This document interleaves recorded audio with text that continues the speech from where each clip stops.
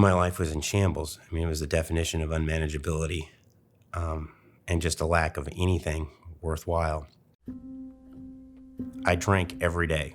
I started shaking real bad in the mornings, and then I would stop going to work, and I would disappear for weeks on end. I ended up borrowing money from my employees at Prudential, and I was fired. My wife had left me, and I had a back surgery, and I got addicted to pain pills. And I didn't have any money, I didn't have any clothes, and I filled up a whole shopping cart full of alcohol, and I drank it all, and I passed out in their parking lot, and they took me to Herman Memorial.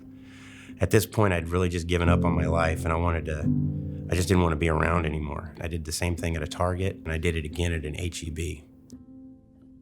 At that point in time, my new wife had left me as well, but she dropped me off at the Salvation Army.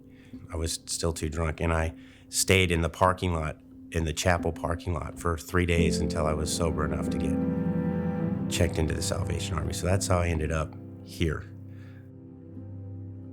And I struggled really hard here for the first month. And I met with a counselor there once, and she told me, John, work was never your problem. It's your spiritual life that you need to get involved with here if you want a change in your life.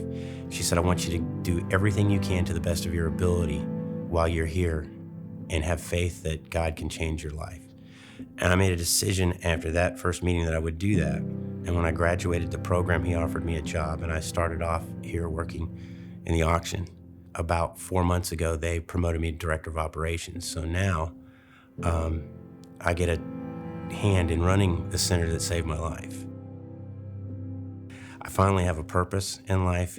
I get to see men's life completely restored through Christ almost on a daily basis.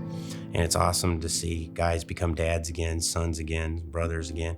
My life is completely restored. I have a wonderful relationship with my children, my parents, my brother. I tell the men all the time that you have to let go and let God. And I have to believe that he will change my life. And if I let him, God will meet you right where you're at if you ask him. And he did.